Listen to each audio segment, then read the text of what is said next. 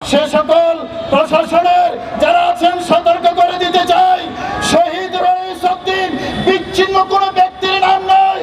শহীদ রইস উদ্দিন ওই 5ই আগস্টের আগে রংপুরের আবু সাইদ যেমন, বর্তমানে সুন্নি জনতার রইস উদ্দিন একটা আবু সাইদ।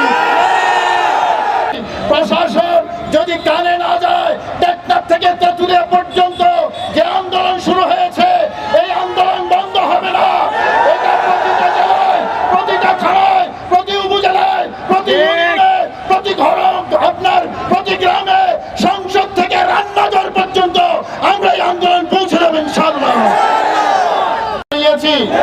আমরা মব সন্ত্রাসীদের বিরুদ্ধে দাঁড়িয়েছি, আমরা সন্ত্রাসীদের বিরুদ্ধে দাঁড়িয়েছি, আমরা পুলিশ নামের কলঙ্ক যারা তাদের শাস্তির দাবি নিয়ে দাঁড়িয়েছি, আমরা একজন মাহারা সন্তানেরা মায়ের পক্ষে দাঁড়িয়েছি, একজন বাবাহারা এতিমের পক্ষে দাঁড়িয়েছি, একজন বিধবা নারীর পক্ষে দাঁড়িয়েছি, এই দেশে শান্তির পক্ষে দাঁড়িয়েছি। আমার ভাইরা, একজন মসজিদের ইমাম যখন অপমানিত হয়, তাহলে এই দেশের মানুষ সম্মানিত হতে পারে না। আপনারা দেখেছেন শহীদ রইস উদ্দিনকে গাছের সাথে বেঁধে তার গলায় জুতার মালা পরিয়ে দেওয়া হয়েছে। আমাদের প্রশাসন দেখে না, তাকে হত্যা করা হয়েছে, প্রশাসন শুনে না, তাকে প্রহার করা হয়েছে, প্রশাসন দেখে না, সন্ত্রাসীরা যারা তাকে মেরেছে তাদেরকেও প্রশাসন দেখে না। আমাদের মামলা নেয় না, মামলা নিয়েছে উল্টো যে কবরে শহীদ হয়ে কবরে গিয়েছে। কথা বলেন ঠিক না?